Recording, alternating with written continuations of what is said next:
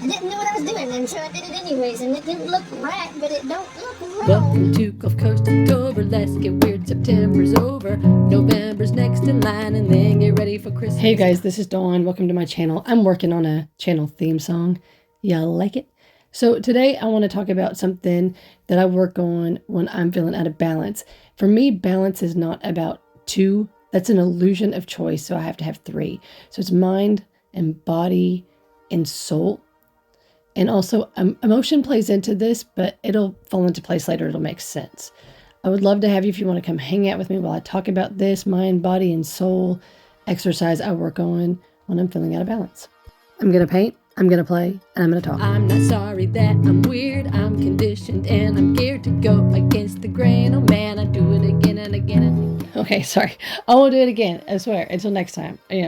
Okay, so the mind and body, soul exercise that I work on. And it is a pretty in-depth thing. And the best thing I can do is talk about this and give an example. So I put the mind, body, soul thing on the canvas, and then I'm kind of working on colors that make me think of the body and the mind and the soul. And I was trying to come up with colors. I did, basically rainbow, because it could be any of it. We could relate to any of it. I just started from the bottom, worked my way up, and rounded it off at the top, back at the bottom again. Does that make sense?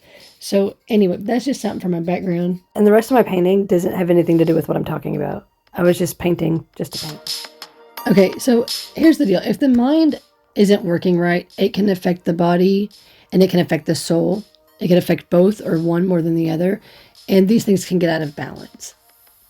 That also means if the body isn't healthy, it can affect the mind and or the soul. And if the soul is stagnant or filled with negative agendas, then the mind and the body can get sick, right? So when I divide my dilemmas into these three categories, it's easier for me to tackle. And where do emotions fit in? Well, if the three are relatively healthy, emotions should just level. Emotions can be an indicator that one or more of these things are out of balance, right? Okay, so if you struggle with alexithymia is emotion blindness.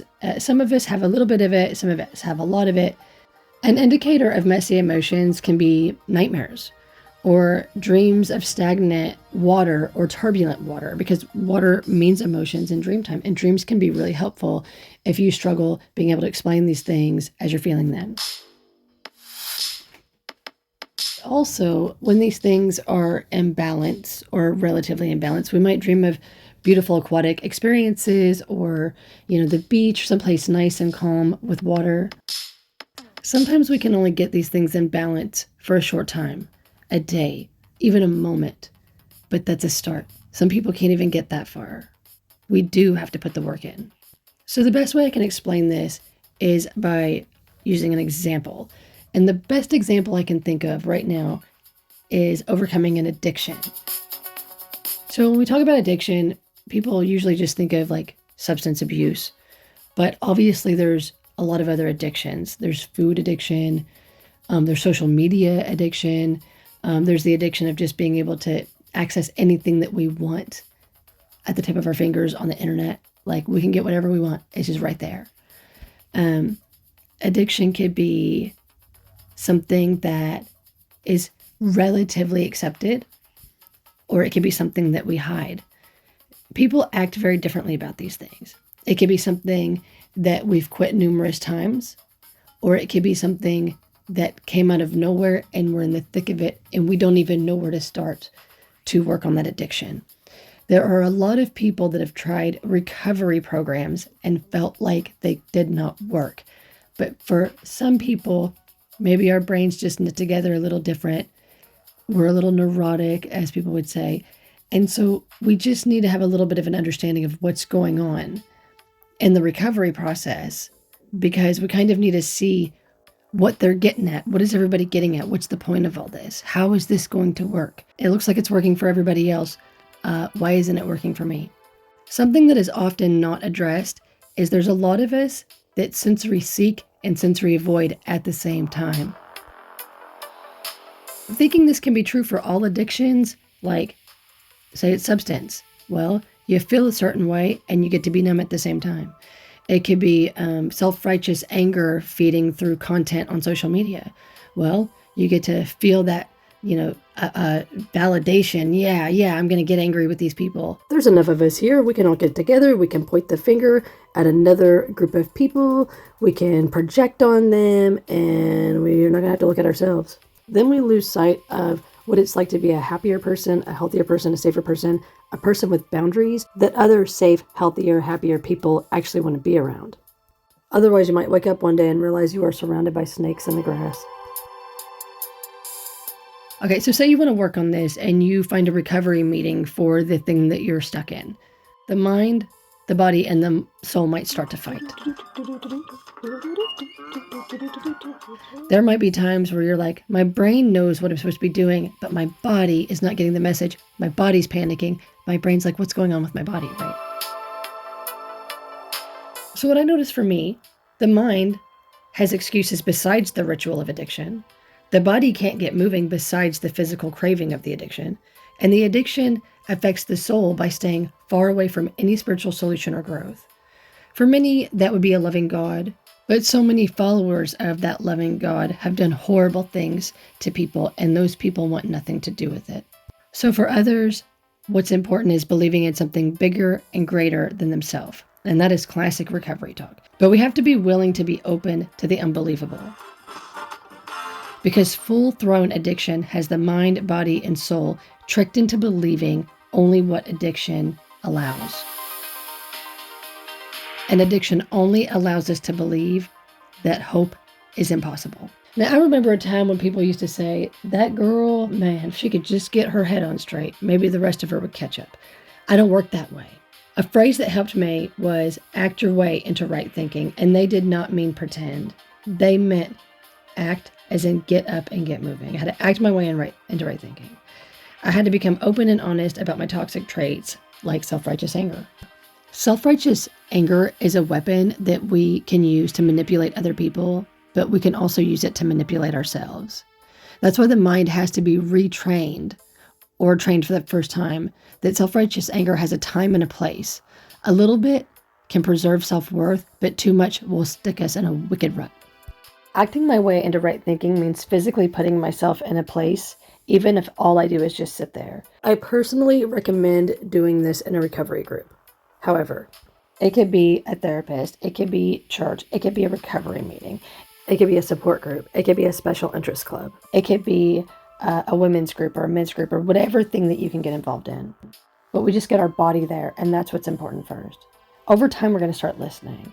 And after a while, that listening is going to turn into understanding and some kind of spiritual awakening. During all that, we're probably also doing some kind of work. Journaling, step work, service work. And that sounds like too much. But all of those things start to fall into place. Once we've been sitting for a while, we start listening for a while, we eventually get moving and grooving.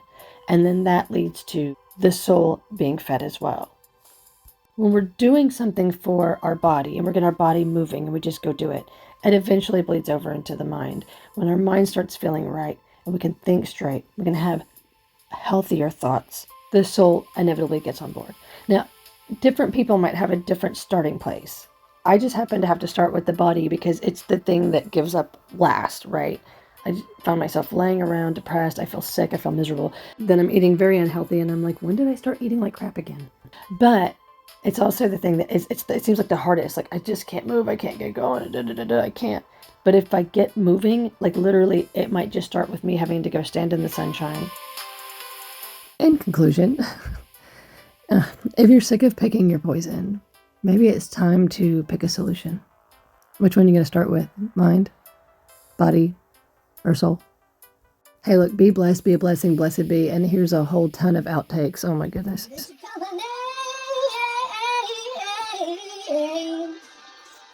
I think it's gonna rain. Oh, when I die.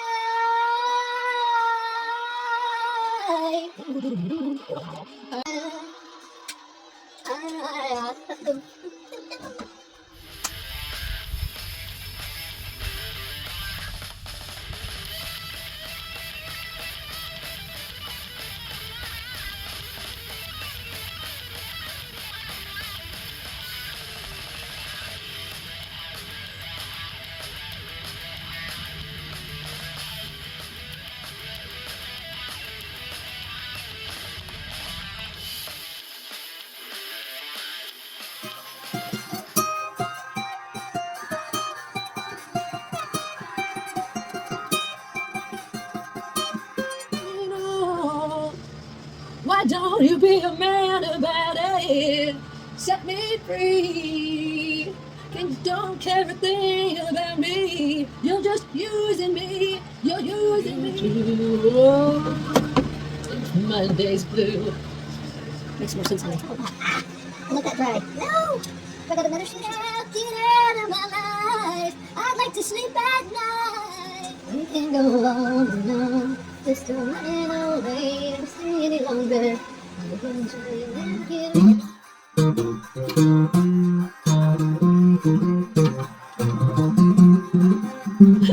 It don't look right, but it doesn't look wrong. Oh wait. Why don't you be a man about it? Set me free. My brain is sideways. What's the problem? It's just like my brain is sideways. It's sideways.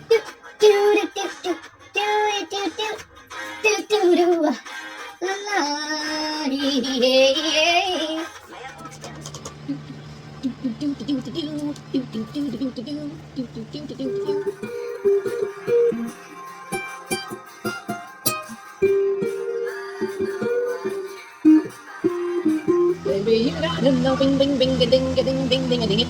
A bing, a bing, a bing, a bing, a bing, a bing. Was she hot? Did she turn me on?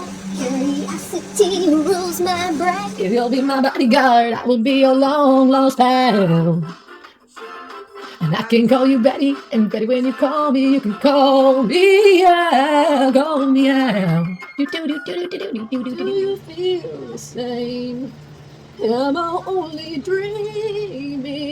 Or is this burning an eternal flame? But I needed you. You know the world to me. You know that I had to have you. I'm looking for a new love, baby. A new love. Yeah, yeah, yeah. Get on out of here, Blair. Whoa! And let you go, so I'm gonna lock you in a basement.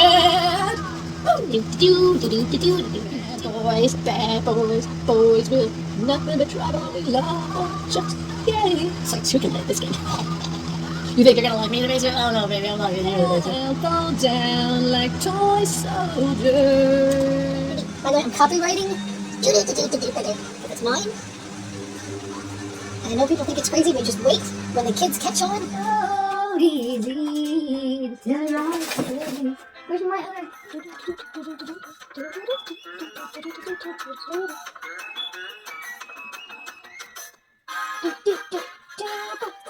I was so sure that this would be the night. You close the door and wanna stay with me, and it would be so easy to tell you I would stay, like I've done so many times.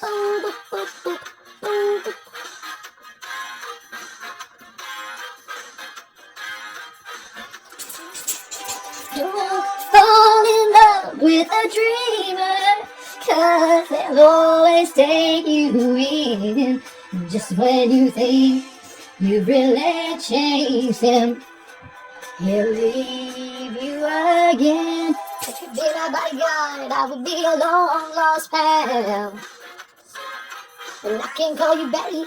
Betty, when you call me, you can call me out. Oh, oops. I got a little carried away. Na na na na na na na na na na na na na na na na na. This morning and the phone rings and you say you've gotta get yourself together. You just gotta leave before you change your mind. If you knew what I was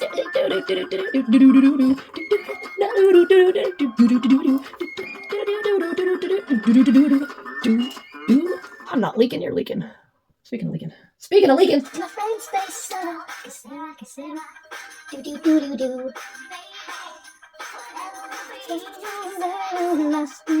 Take you every time. Oh, turn out the lights. Just hold on before we say goodbye.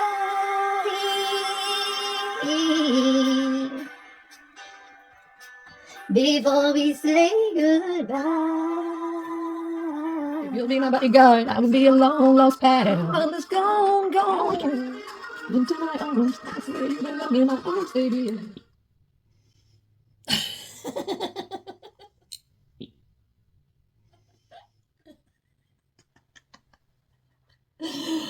Oh. Oh, the lights, just hold on before we say goodbye.